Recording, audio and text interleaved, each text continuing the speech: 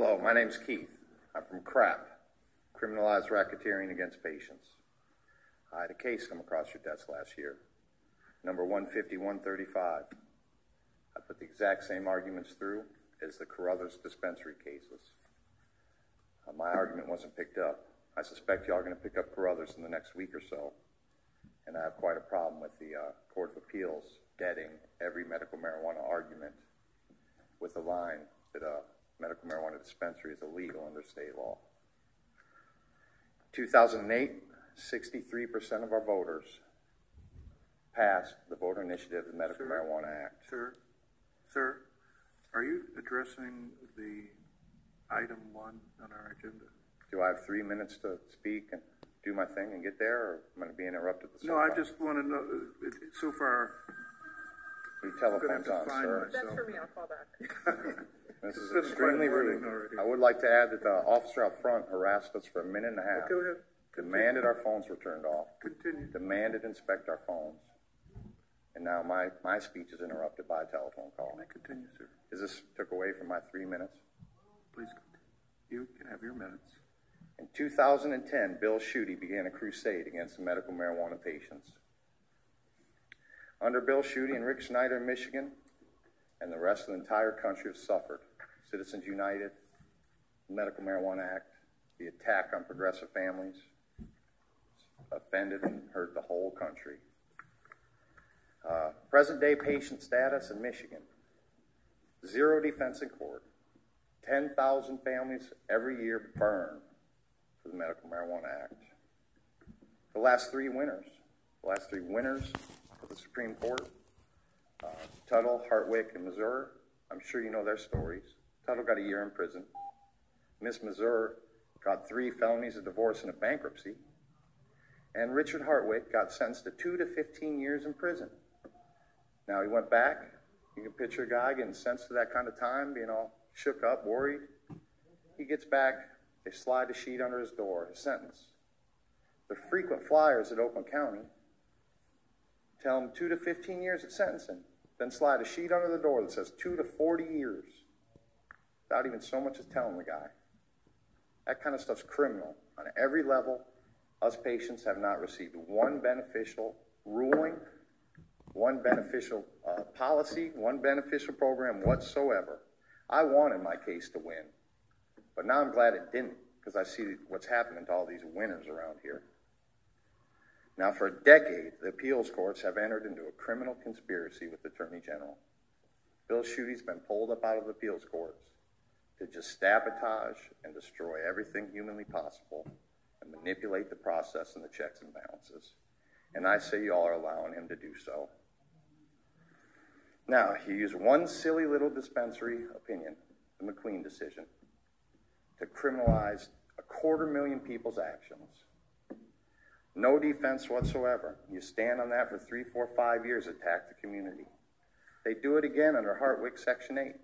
Attack the community for 4 or 5 years. Now they're coming through with city ordinance, attacking us in our cities. I already said they can't do that. We're going to have to put up with that for 6, 7, 8 years. I'm here today to tell you all the war on drugs is over. With any drug war, with any war, sanctions will be made after the war. We hunt Nazis 70 years after World War II to this day, to the edge of the earth, for the atrocities they've committed on the public. It's time to change Michigan. It's time for y'all to stop this absurd behavior against us as patients. And it's time for y'all to pick up Carruthers and stop these cops from showing everybody fake IDs made on state computers, completely illegal. All the rulings out of the West Coast, y'all know them. Y'all know everything coming out of the 9th District. You've read them. In California, it's illegal to charge me $100 for a medical marijuana card to give me a defense. It's 100% illegal when there's a free defense available. There's a free defense available in Michigan. It's called the Section 8 of the Medical Marijuana Act. In a decade, 3 people have presented Section 8 to a jury in a circuit court in Michigan in a decade. All 3 of them had to come up here, back and forth, and back and down twice. Go back, pay a lawyer $200,000. Countless patients like Tory Clark have spent their last days on earth being tortured while they're ill, sick, and dying, and have to put up with the abuse that's coming out of here. You know, I try to be nice about it, I'm trying to be polite about it, but when nobody picks up anything, nothing's taken seriously, you all just railroad us into the ground for 10 years. And now we got to deal with guys like Clint Kesto, Mike Carlton, and Rick Jones, creating a whole new industry now, pushing these House Bill 4209s through today or tomorrow, while you're going to let them sell us all drugs, while we all have zero defense. You know, they're going to sell my kids drugs. Kid's going to walk across the street, one of Rick Jones' buddies going to see him, yank him out of the car, beat him up, steal the car, put him on probation, put a black mark on their record so they can't get a job. If they're in college, they lose their financing. I had a 3.85 in college, 3.85 GPA in college when this happened to me. I woke up that morning. Sir, I was a college student. I'm giving you more than enough time. Would you conclude your remarks? Yes, sir. I'd like to say that I woke up that morning a college student, a family man with a business, a tax-paying citizen, and I went to bed a convict on a concrete floor without a blanket. And I ain't putting up with it. 10,000 people a year, 10,000 families a year, I ain't going to put up with this. We've been sitting waiting quietly for 6-7 years for a positive ruling.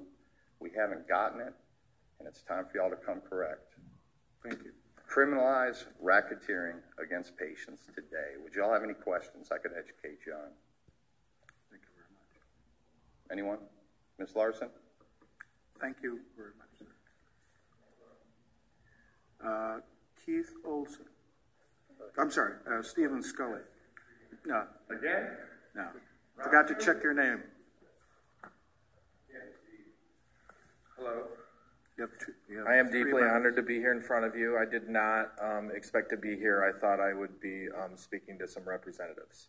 So this was prepared for representatives, so I will be skipping and things like that. But I prepared it and I will get to the point.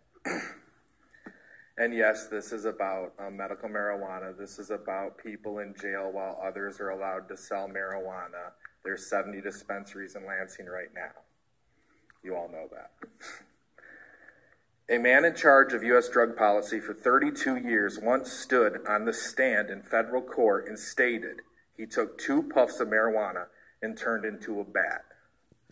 That was Harry Anslinger and his prohibition stance on marijuana as practiced today. He was never removed from office and charged with lying on the stand. Obviously a crime. The part of marijuana prohibition that is not spoken about is the slavery. People do not mention the slaves paying restitutions. People do not mention the slaves in prison. They do not mention the fees and other blatant violations under the U.S. Constitution. Prisoners regarding cannabis, marijuana's real name, are in the thousands in Michigan. We all have lost loved ones to cancer. We all have lost loved ones to other illnesses that cannabis can help.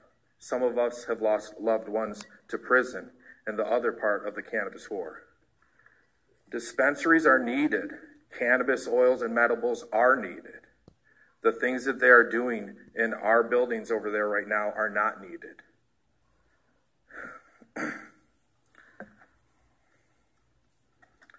In Michigan today, people will go to jail for cannabis. They will be asked for money. They will be hauled away for cannabis.